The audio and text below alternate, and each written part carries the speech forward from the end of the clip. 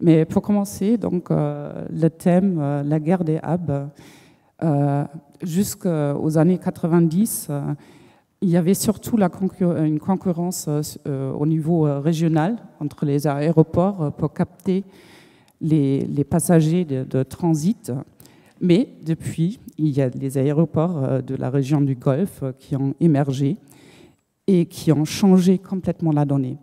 Donc, pour commencer, j'aimerais bien savoir de vous deux un petit peu comment se positionnent actuellement vos aéroports. Donc, les aéroports de Dubaï et les aéroports de Paris dans cette, oui, comme hub. Combien des passagers de transit vous avez, combien de compagnies, etc. Donc, je donne la parole au début à Paul Griffiths de l'aéroport de Dubaï.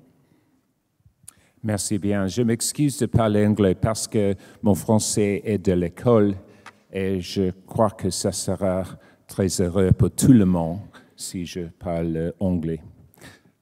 So my apologies, ladies and gentlemen, and I hope that you will excuse me for not speaking your native tongue. It's been many years since I was able to do that fluently.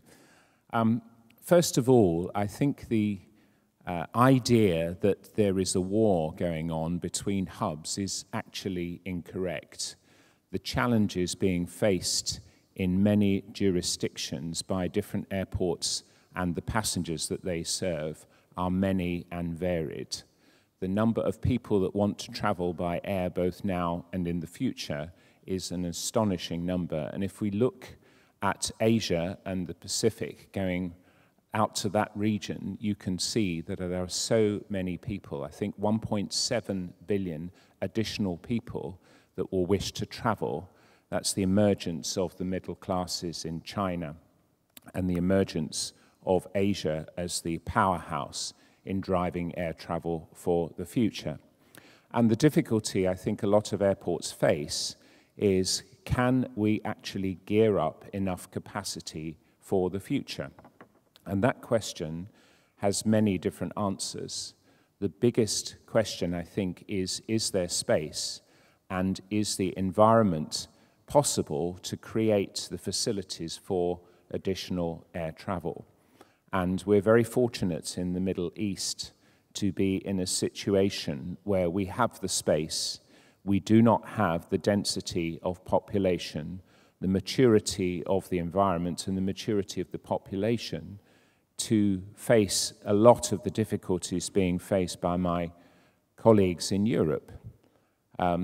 As an Englishman, I'm often asked about the debate about the runways in London and how difficult that is and how easy it must be being in Dubai. But my response is quite surprising, I think, for some people, to say that the UK and most of Europe is a very mature society with a very high density of population.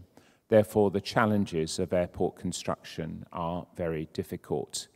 And I think the thing is that certainly we're all in the business of facilitating air travel, and the investment in infrastructure in the Middle East means that a lot more connecting traffic can serve the world through the logical connection points of the Middle East. And I think what you'll see in Europe is the restriction of capacity leading to a lower number of hubs, a lower propensity to travel through a hub in Europe, and that will give way to larger traffic flows of point-to-point traffic, which will then serve the hubs in the Middle East and elsewhere. So, driven by the necessity to have different approaches to airport construction, that will drive, I think, a different philosophy. So I don't really think this is a war about hubs. This is a question for every airport operator. How are they going to create enough capacity to meet the huge surge in demand that we foresee over the next decade and beyond? Okay, I take the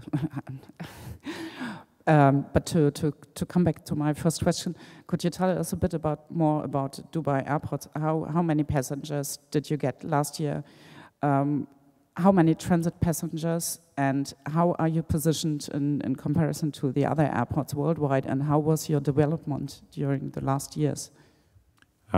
Yes, the number of passengers that we had last year was something like 78.8 million, of which 60% were transit passengers, and going beyond Dubai to 240 destinations. This year, the growth will be about 7%. We estimate at about 85 million passengers, and this will give us a overall position in the world to be the largest international airport in the world and number 3 in terms of total traffic. We're also number 3 in terms of cargo traffic, and our new airport, Dubai World Central, is already in number 20 for cargo traffic. So the growth across the 2 airports has been very significant over the last few years. In fact, we've had consistent growth of about 15% since the airport started in Dubai in 1960. Edouard, est-ce que vous pouvez nous raconter un petit peu sur les Charles de Gaulle, en comparaison surtout avec les airports of Dubai? Bien sûr. Alors d'abord, je prie Paul Griffiths de m'excuser parce que je parlerai en français. Quelques réactions. Bon, d'abord pour répondre à votre question initiale, Charles de Gaulle, c'est en Europe le 3e hub d'Europe, derrière Francfort et Amsterdam, assez proche. On est, comme Paul Griffiths l'a dit, derrière évidemment Dubaï et Istanbul. En termes de connexion, c'est l'aéroport d'Europe le mieux connecté, puisqu'il vous offre 20 000 connexions par semaine en moins de 2 heures. En termes de destination, le plus connecté, puisqu'il va vous proposer plus de 103 ou 105 destinations à partir de Charles de Gaulle. En termes de capacité, pour faire le lien avec le propos de Paul Griffiths, c'est l'aéroport d'Europe, parmi les grands aéroports, qui a le plus de capacité piste, puisqu'aujourd'hui, Charles de Gaulle accueille un peu plus de 65 millions de passagers, à une capacité d'un peu plus de 72, et un système de pistes, ce qui pourrait lui permettre d'atteindre 130, 140 millions de passagers. C'est un actif, c'est un bien non reproductible, c'est un actif extrêmement précieux dans le contexte qui est le nôtre. Si vous me permettez de réagir au premier propos de Paul, je crois qu'on peut se retrouver sur 2 points. Le premier, c'est qu'on est un marché en croissance, et ça, c'est une croissance qui est indexée, comme vous l'avez dit, sur l'accès à la classe moyenne, l'accès au tourisme, l'accès aux trajets professionnels de plus d'1 milliard de personnes. Et donc, peu de marchés peuvent se dire cela, et c'est une vraie chance pour nous tous. Et donc, les raisonnements qui sont les nôtres doivent être les raisonnements en marché en croissance et non pas des raisonnements en marché fermé, en déclin ou de malthusianisme. Deuxième point sur lequel je rejoins Paul, c'est cette question des capacités et de la facilité ou de la difficulté avec laquelle nous pouvons accueillir ce trafic. Je remarque que ces propos ne sont pas que pour l'Europe. Nous avons plusieurs grands concurrents asiatiques. Je pense à Singapour, je pense à Séoul, je pense à Hong Kong, qui sont aujourd'hui confrontés à des problèmes de saturation de leur système de pistes, problème que nous ne rencontrons pas à Charles de Gaulle, mais que nos amis anglais, malheureusement pour eux, rencontrent depuis maintenant de très nombreuses années. Là où j'ai peut-être quelques nuances avec le propos de Paul, j'en vois déjà 2. La première, c'est qu'en Europe, nous vivons en concurrence. Nous ne sommes plus des monopoles rentiers. Nous n'opérons plus des barrières de péage. Nous avons des passagers qui choisissent des hubs, y compris en Europe, parfois aussi au Moyen-Orient. Nous avons des passagers qui ont des comportements qui changent très très vite. Nous avons des clients compagnies qui changent également. N'oublions pas qu'un hub, c'est un couple, et donc avec une alliance, en tout cas en Europe. Et donc, à l'image des couples, voilà, ça doit avoir une certaine solidité, une certaine résistance, mais ça évolue comme on évolue à l'intérieur d'un couple. La deuxième nuance que j'ai peut-être avec vous, Paul, c'est ce que vous avez dit sur le trafic origine-destination. Je crois que la force de nos aéroports européens, c'est d'avoir un mix entre une très bonne qualité de trafic origine-destination et ce hub, et l'un nourrit l'autre et respectivement. C'est-à-dire qu'on n'aurait pas la taille et la puissance du hub de Charles de Gaulle sans la pertinence et la qualité et la densité du trafic origine-destination. Et donc il y a là une imbrication entre les deux, bien plutôt que deux sujets séparés dans lesquels l'un pourrait se développer et l'autre se déplacer. Même si vous dites qu'il n'y a pas de guerre de hub, je crois quand même qu'il y a beaucoup de compétition, on peut être d'accord sur ça. Mais comment vous voulez convaincre demain les passagers de faire le transit via votre hub? Qu'est-ce qu'il y a les arguments qui sont les plus importants aujourd'hui pour les passagers? Est-ce que c'est une connexion assez vite? Est-ce que c'est les jolis magasins? Est-ce que c'est d'avoir une piscine, des choses comme ça, un casino? Bon. I think the reasons people choose to go through a certain hub are, first of all, if there isn't a direct flight. I think everyone would agree that if there is a direct flight, then people generally like the fact that there is a competitive schedule, the fare is reasonable, etc. But if there is no direct flight or the schedule of the direct flight is inconvenient, then that's the argument for using a hub. And I think people choose hubs because of the elapsed journey time being minimal. So there's no point in choosing a hub that makes the journey significantly longer than it needs to be. Secondly, if the airport experience is a good one, then they're more likely to choose a particular hub over a different hub. And I think the passenger experience on the ground, in order for a hub to be competitive, has to be as good as the customer experiences in the air. So I think the other thing, of course, is the airline product and the airline competitiveness has to be good. But as you were saying earlier, I think it's very important that what we do is, as airport managers, we're always giving the passenger the choice. We're providing good service, we're making it cost-effective for the airlines to develop their business, and we're providing the facilities on the ground that make it easier for people to go through. I was very impressed coming through CDG yesterday how easy it was from the EasyJet flight from Gatwick, and hopefully after Thursday there will still be flights between the UK and the rest of Europe. I'm hoping the referendum will mean that we remain Europeans. I'm going to tell you that right now. But I think the question is, will hubs be able to provide convenient, fast connections that will give people the journey experience to be able to choose that particular route over another? And I think some airports do this quite well. Other airports, connections are very difficult. Je crois, Edouard, vous m'avez dit que ça dépend les arguments qui sont les plus importants pour les passagers. Est-ce que vous pourriez expliquer un petit peu Bon, d'abord, je rejoins Paul Griffiths sur le thème, sur le fait que c'est un ensemble de choses. Donc, que nous soyons capables effectivement de proposer, notamment à aux compagnies aériennes qui opèrent sur nos aéroports, des conditions d'efficacité les meilleures, de maîtrise de coûts les meilleures dans leurs propres coûts opérationnels. Le métier de l'aéroport, finalement, c'est de transformer des coûts de compagnie en investissement de l'aéroport. Donc autant faire en sorte que ces coûts soient les plus maîtrisés et réduits possibles pour que nos clients se portent bien et que les passagers soient contents. Dans les différents leviers, il y a effectivement eu longtemps la question de la vitesse à laquelle la connexion pouvait se faire. Et longtemps, cette question du temps de connexion, qui du coup a commandé un certain nombre de choses, était cardinale. On voit que la capacité à proposer des services, à proposer une expérience, c'est pas pour autant on fait une correspondance à Paris, on ne va pas sortir de l'aéroport, mais on est quand même à Paris. Et à Dubaï, c'est la même chose aussi. Et donc, il nous revient de proposer à l'intérieur de nos murs cette expérience, en l'occurrence parisienne, dont nous pensons qu'elle a une valeur et une attractivité. D'y ajouter des services ou des attentions spécifiques pour certains de nos clients. Nous voyons avec le développement du trafic asiatique une sensibilité à certains éléments que n'ont pas les passagers européens.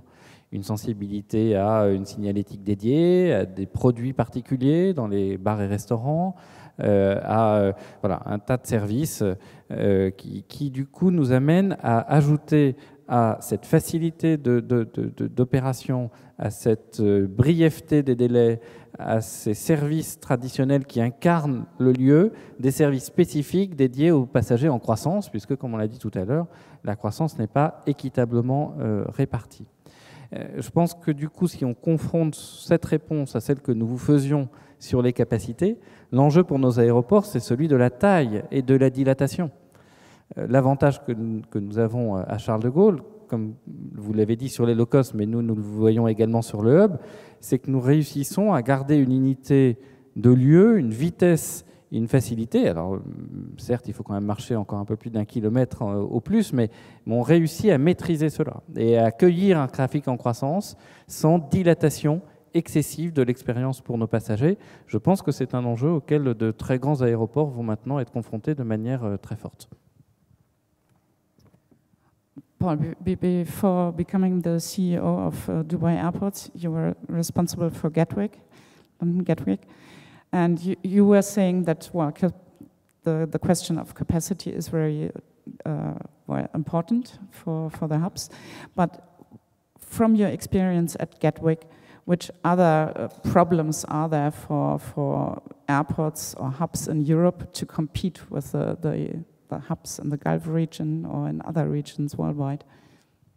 I think the first problem is one of the environmental issues. Many airports for example, Amsterdam has a problem with the environment. That's been a planning condition, I think, in Germany, and also been a major planning condition in London.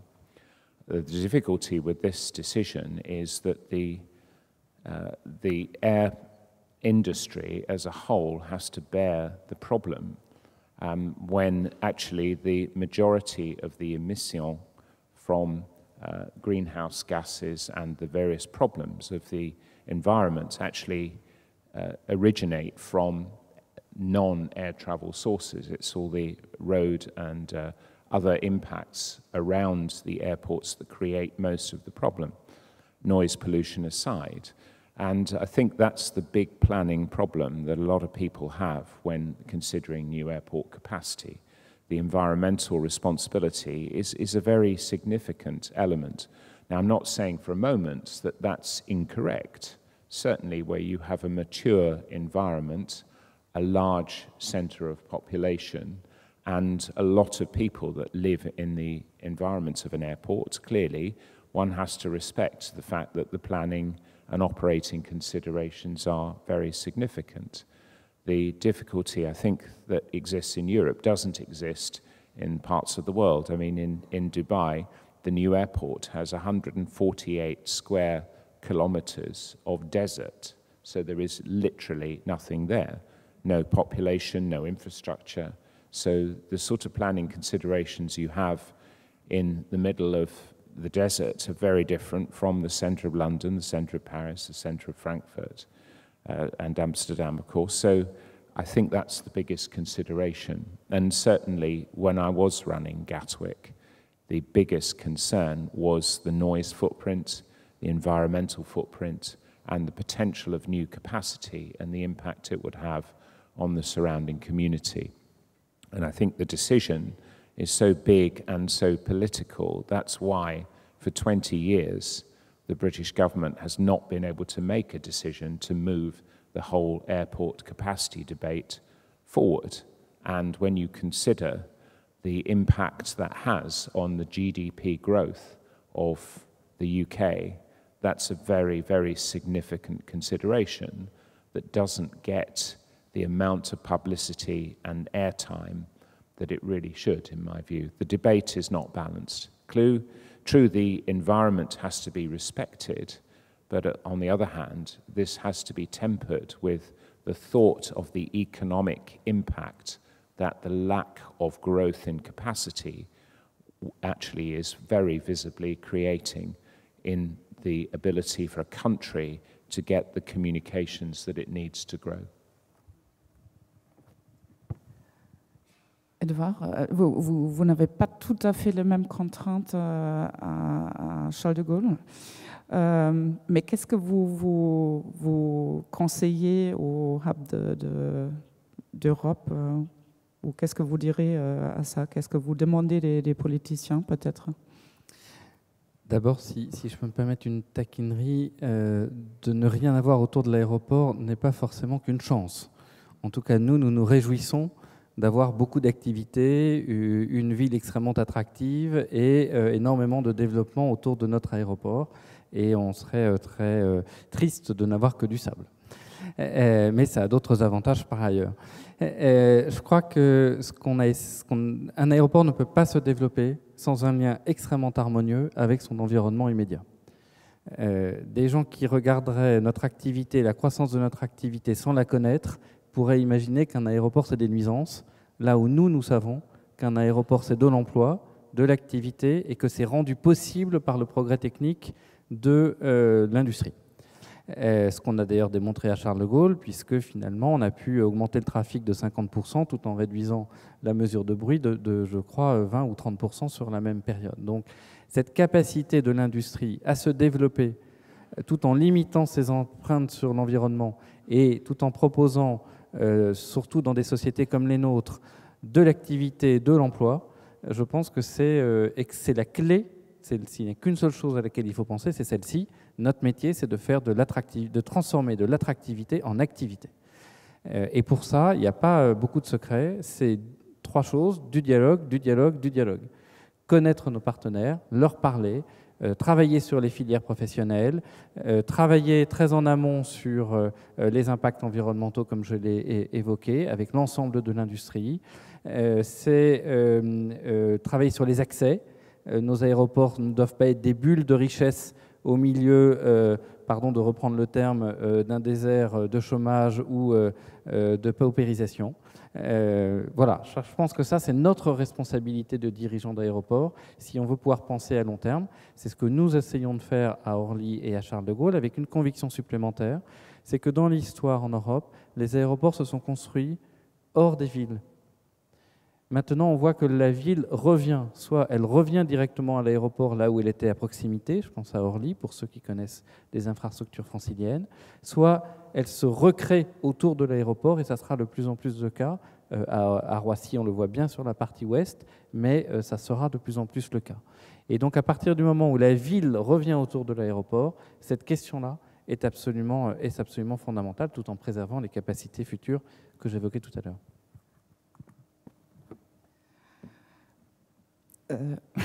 Pardon. J'ai un petit trou. Je voulais demander également, donc en comparaison, vous avez assez de capacités, vous pouvez augmenter à Charles de Gaulle beaucoup en comparaison avec les autres, vos concurrents en Europe. Vous pouvez nous parler un petit peu de ça, mais également comment vous profitez également de cette émergence des hubs de la région du Golfe. Alors oui, Charles de Gaulle, Orly et Charles de Gaulle sont 2 situations différentes. Si je me concentre sur Charles de Gaulle, on a des terminaux pour accueillir aujourd'hui 72 millions de passagers, on en aura 80 millions en 2020, et on a des pistes qui permettent aujourd'hui d'accueillir sans problème ce trafic en moyenne, avec une contention à la pointe, évidemment, mais nous travaillons étroitement avec la navigation aérienne et tous les acteurs pour pouvoir lever ces points de contention. Cette question d'ailleurs des mouvements aériens et du trafic et du contrôle aérien dans l'espace dans lequel nous sommes est évidemment extrêmement important. Je pense que nos collègues du Golfe, un jour, pourront avoir ces difficultés dans leur croissance. Nous le voyons à Istanbul, notamment, puisque le groupe ADP possède 38% du groupe TAV et que nous sommes extrêmement présents en Turquie. Et nous voyons bien combien ces questions de trafic aérien peuvent un jour présenter une limite à la croissance. Je referme cette parenthèse. Votre deuxième question portait sur comment on profite de la croissance du Golfe. Oui, je prends le micro, c'est mieux. Comment vous essayez aussi de profiter de cette émergence des nouveaux hubs? Bon, l'ambition du groupe ADP, c'est d'être présent sur l'ensemble du métier aéroportuaire et d'être un leader aéroportuaire, ce qui commence dans la conception et va jusqu'à l'exploitation et peut passer par une phase de construction. Il se trouve que nous avons la chance d'être partenaires avec Paul Griffiths. Nous avons eu la chance de travailler depuis très longtemps sur à la fois le premier plan masse de l'aéroport de Dubaï, chez d'autres concurrents aussi.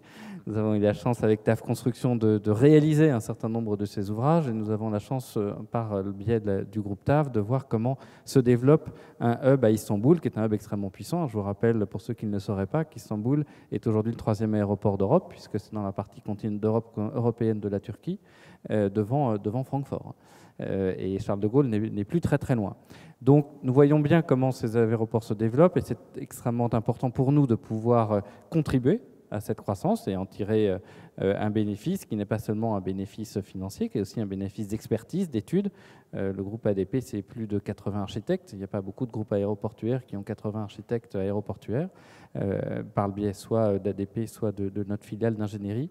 Et donc, je pense que nous participons à cette croissance-là et nous essayons d'accompagner nos partenaires compris dans leur croissance, comme quoi nous pouvons avoir une forme de compétition qui est saine et qui peut également profiter à chacun.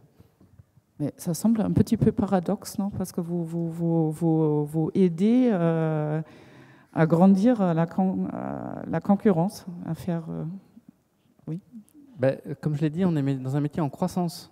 Dans un secteur en croissance, ça serait une absurdité à l'échelle de l'histoire et une absurdité dans la théorie économique que de se dire que notre rôle est de brider la croissance. On a un marché qui se développe. Quelle industrie peut dire ça? Et qui va se développer pendant des années. Quelle industrie peut dire ça? La question, c'est comment nous nous adaptons et comment nous captons ça. Moi, je préfère capter cela en développant des tas de métiers qui vont profiter à nos aéroports parisiens et à la richesse de tous ceux qui y participent, plutôt que de me dire que je vais me rétracter sur une part, quelque chose que je considérerais comme un gâteau qui n'augmentera jamais. Je pense que ça serait une erreur fondamentale. En tout cas, ce n'est absolument pas notre ambition. Notre ambition, c'est d'être un groupe aéroportuaire leader dans l'ensemble de nos métiers et d'accompagner la croissance de nos clients, tout autant que d'accompagner extrêmement fortement celle de nos clients à Paris, qui reste le cœur de notre stratégie. But there are already some people who say that there might be some bull, that there will be too many hubs in the world. There are too many hubs who have lots of ambitions, and that not all of them, well, could maybe. I think the thing is, if you compare, I think this is, and what Ed was just said about how we've cooperated and how Dubai has profited from huge amounts of expertise from ADP over the years is very true. And I think the thing is, you have to look at air travel as a global business. And it's a global business because we are facilitating the journeys of millions, indeed billions of people throughout the world. And if people have an easier way to visit the places they want to get to, then that means more people will travel. And I think that has to be good for everyone in this growing business. And you know, France is a fantastic country to come and visit. And the reason that more and more people will come to visit France is if the airport infrastructure, the communications, the road and rail travel is good enough for them to move around easily, cheaply, and safely. So a country that invests in its communications infrastructure, including airports, will, I think, benefit from this great surge in air travel. The other important thing to consider about a hub is that it is a concentration of air travel routes from places in the world to other places in the world. And if you think about it, all that's happening as a hub, it's taking a tiny percentage of the traffic from each of the origin points and taking them to the destination points, thereby creating the opportunity for more competition, the opportunity for people to have lower airfares and therefore able to travel more cheaply, more regularly, more often, and therefore I think it's going to help stimulate the growth of air travel if there are more hubs. And I don't think there will be any winners and losers. There is plenty of traffic to go round. If you look at the position of Dubai 10, 15 years ago, From Heathrow, Dubai hardly featured as a destination. Now it's second only to New York as the second largest destination out of Heathrow. And that's because the constraint of aviation infrastructure in London has forced people to look elsewhere, including CDG, of course, as alternative hubs to use to connect to other places around the world. So my view is we have to look globally at the existence of air capacity, and if airports aren't able to grow to meet this demand, then other airports that have invested in infrastructure will continue to provide the capacity necessary to facilitate this huge growth of air travel that we're likely to see over the next few decades.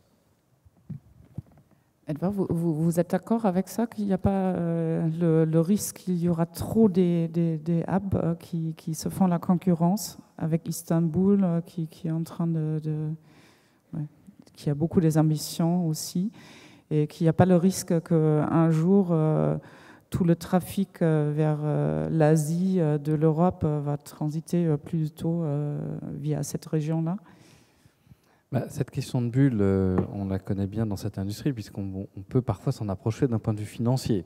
C'est-à-dire que quand on voit le prix de certains actifs, il y a des pays dans lesquels cette question de bulle peut se poser. Et d'ailleurs, la question du financement de nos actifs devient de plus en plus intéressante, voire difficile dans certains endroits. Là où elle devient difficile, c'est que d'une manière ou d'une autre, on a un indice de ce qu'on approche certaines limites. Je pense qu'on aura une bulle si on n'est pas capable d'accompagner cette croissance. L'accompagner dans comment, je répète, un hub c'est un couple, comment l'autre partenaire, qui est la compagnie aérienne, est capable d'accompagner la dite croissance. Si jamais on doit couper des opérations entre deux aéroports, pas entre deux aéroports, comment on bouge dans un autre aéroport. Comment on gère le contrôle aérien, je l'ai évoqué tout à l'heure, mais c'est absolument fondamental. On ne peut pas avoir des aéroports de plusieurs centaines de millions de passagers qui sont à proximité d'aéroports de plusieurs dizaines de millions de passagers et ne pas se poser cette question-là. Donc, capacité de financement, capacité à suivre en termes d'opération, capacité à gérer le trafic aérien, capacité à ne pas dégrader les conditions, notamment pour les passagers, c'était ce que nous disions il y a quelques minutes. Je pense que c'est ces conditions-là qu'il nous faut maintenant maîtriser pour éviter de tomber dans le risque de bulle que vous évoquez, où chacun va construire un aéroport de 10, 20, 50, 100, 150, peut-être plus millions de passagers.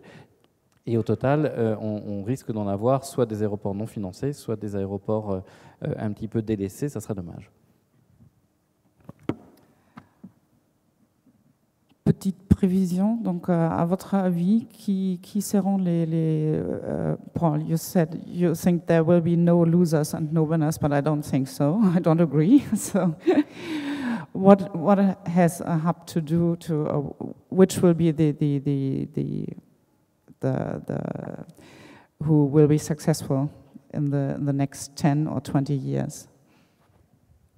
I think first of all, location is incredibly important, and Dubai has a major advantage in this, that 1/3 of the world's population lives within 4 hours flying time of Dubai, and 2/3 of the world's population within 8 hours flying time. So geographic location is incredibly important. And I think also the fact that if you look at the composition of that traffic within 4 and 8 hours flying time, you're taking in all of the Indian subcontinent with its huge population, you're taking in China, you're taking in Southeast Asia, all of which have very emergent middle classes that will be able to afford to travel in their millions in the future that are not traveling at the moment. So geographic location is a very, very important point. Secondly, I think the quality of the infrastructure, Edward's talked about, the affordability, the ability to invest, the ability to make a business case. And I think some countries really see the contribution of air travel as a very big positive to their economy. In Dubai, at the moment, something like $22 billion is the contribution made by the aviation industry to the GDP of Dubai. That's something like 38% of the total. And in a few years' time, that will grow to about 45% of the total GDP. And that is a huge amount of money. And if you think of that as a contribution, hubs, I think, are very important for the countries in which they're based, but they are also important for the airlines that are based there. If you can't provide the capacity, the quality of the service, and the ease of connection, the home-based carrier and the airport is probably one of the most difficult relationships to manage. So I think it's much easier if you've got an airport infrastructure that's been well designed, and in this case helped by ADP, of course. It has been brilliantly designed.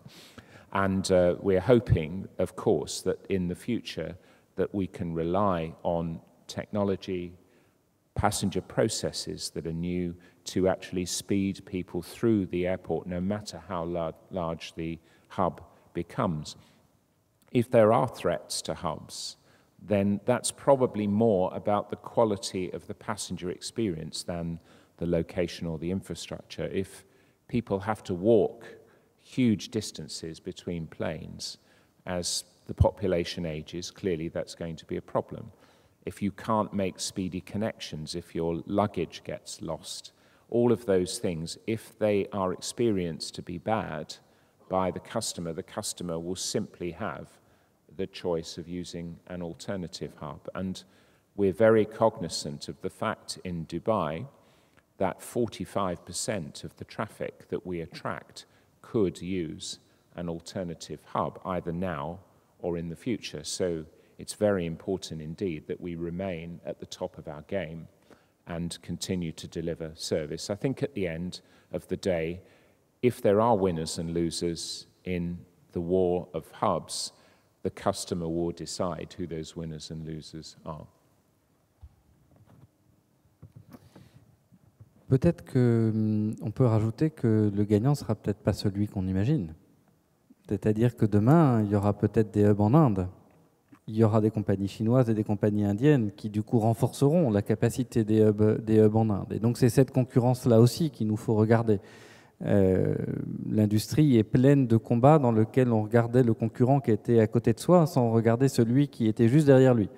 Et l'arbre peut parfois cacher la forêt. Donc nous, notre vision stratégique, c'est de se dire que se passe-t-il en Inde, que se passe-t-il en Asie, et est-ce qu'il n'y a pas dans ces pays-là un développement et un potentiel de développement qui fait que sans du tout mésestimer comme notre débat le montre, les discussions et la concurrence ou la compétition que nous vivons avec nos amis du Golfe ou d'Europe, nous devons nous préoccuper de cette concurrence-là. Pour le reste, je suis entièrement d'accord avec Paul Griffiths, l'expérience passager sera déterminante, j'en ai parlé. Et s'agissant de Charles de Gaulle, notre ambition est très claire, nous voulons augmenter nos parts de marché en Europe et améliorer notre compétitivité par rapport à nos concurrents directs et notamment notre concurrent allemand. Donc pour reprendre ça, vous pensez qu'il y aura une nouvelle concurrence en Inde possible, ou peut-être aussi, je sais aujourd'hui, je crois que c'est pas tout à fait le cas, mais l'Afrique s'apprêterait pas aussi à devenir, s'il y aurait les infrastructures, etc., et la sécurité et tout ça, pour devenir aussi une zone de transit important, à créer des hubs là-bas. Qu'est-ce que vous en pensez? Nous, on regarde plutôt vers l'Est pour l'instant. Et je pense qu'il y a un potentiel de développement important en Afrique. Alexandre de Juniac l'a évoqué tout à l'heure pour les compagnies. On sait bien qu'il y a déjà des hubs secondaires en Afrique. Il y a également un hub très important à Addis Abeba. Et donc, il faut effectivement accompagner cette croissance-là. Mon propos était de dire, attention, l'essentiel de ce développement va venir de l'Est. Il y a parfois des compagnies, parfois des très bons aéroports. Un jour, le couple se fera. I think if you look at the infrastructure challenges in some countries clearly find it easier to build airport infrastructure and to afford to build it and to justify it. In the Gulf, of course, for many, many years, The Gulf has provided the connecting hubs for Africa, for India, for lots of places in the region where the airport infrastructure and the traffic is too low to sustain a connecting hub. So I think the Middle East, and certainly Europe and CDG including, has always been a hub for certain types of traffic to parts of the world where both the traffic and the infrastructure isn't capable of supporting many direct services. So lots of traffic. For example, South Africa has been a significant market for connecting traffic through Dubai for many years, and other points in Africa, I think, are more served from flights from Dubai than any other single point outside of the continent. So where countries are emerging, hubs outside of those countries can provide vital transport links that without the hubs outside of the areas would not exist, because the demand for point-to-point services is too low to sustain any direct air service. So hubs, I think, are helping countries develop their infrastructure, and one day maybe we'll see in India, in Africa, more hubs emerging as the infrastructure in those countries starts to mature. Ça va être très intéressant de voir qu'est-ce que se passe dans les 20 ans qui vont venir. Donc, merci beaucoup déjà. Et